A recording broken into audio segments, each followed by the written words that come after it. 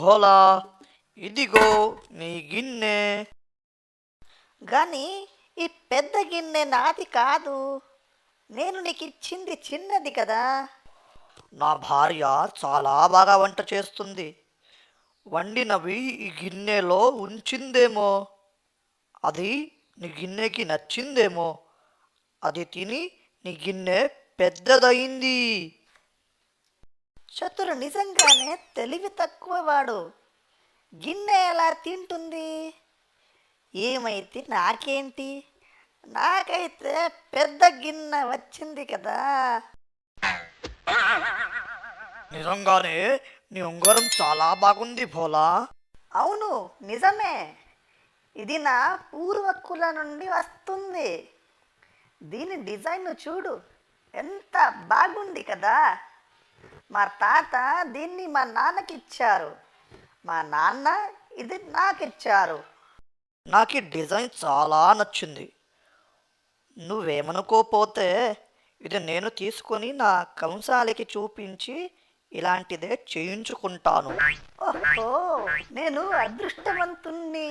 ఈసారి నాకింక పెద్ద ఉంగరం దొరకవచ్చును. లేక నా ఉంగరము ఇంకో చిన్న ఉంగరం ఇస్తుందేమో. చతుర్, ఇదిగో ఈ ఉంగరం తీసుకో. Thank you Bhola. ఇది నేను రేపు నీకు తిరిగి ఇస్తాను.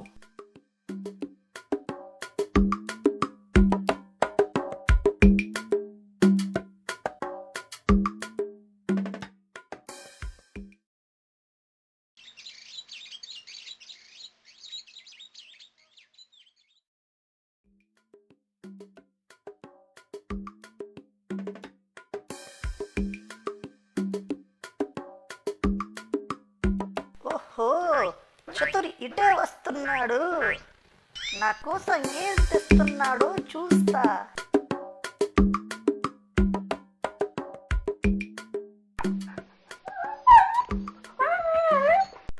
హలో చతుర్, రా. నీ ఉంగరం తయారైపోయిందా? నాకు చూపించావా? ఏమైంది మిత్రమా? ఎందుకన్నా విచారంగా ఉన్నావు? సారీ భోలా, కంసాలికి చూపించక ముందే నిన్న రాత్రి నీ ఉంగరం చనిపోయింది. అందుకే ఇలాగున్నాను. నువ్వేం మాట్లాడుతున్నావో అర్థమవుతుందా? ఉంగరం తెచ్చిపోవడం ఏంటి? అదెలా అవుతుంది? ఆ ఉంగరం చాలా పాతది కాబట్టి అలాగైంది. ముసలయ్యాక మనమందరం చస్తాము కదా.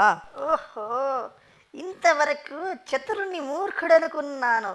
గాని నన్ను ఎలా దద్దమ్మ చెవటను చేసిన ఉంగరం కొట్టేశాడు. నన్ను వెర్రివెంగళప్ప చేశాడు. ఎంత తెలివి! నేను ఎలా కనిపిస్తున్నాను నీకు? పద, ఈ విషయం పంచాయతీలో తెలుసుకుందాం.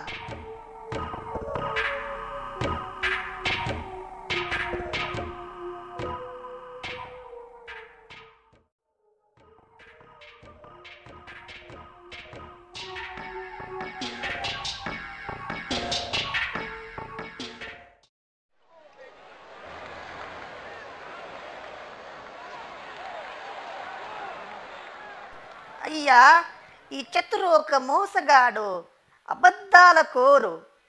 నా ఉంగరము అప్పు తీసుకుని ఇప్పుడది చచ్చిపోయింది అంటున్నాడు. ప్రాణం లేని ఉంగరం చావటం ఎలాగవుతుంది? ఇతను ఒక పెద్ద దొంగ. అయ్యా, ఒక తూనిక రాయి చిన్న తూనిక రాయిని కనగలిగితే, లేక ఒక గిన్నె తిండి తిని పెద్దదైతే మరి ఉంగరం మాత్రం చావకూడదా?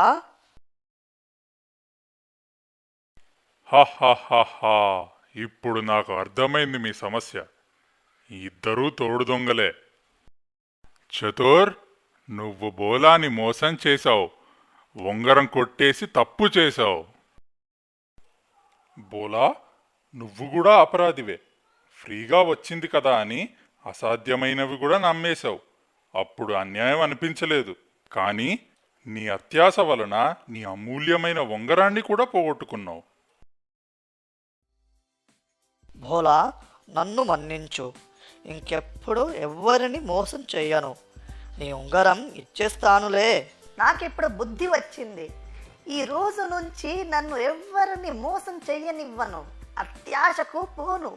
నీ వస్తువులన్నీ నేను కూడా నీకు తిరిగి ఇస్తాను.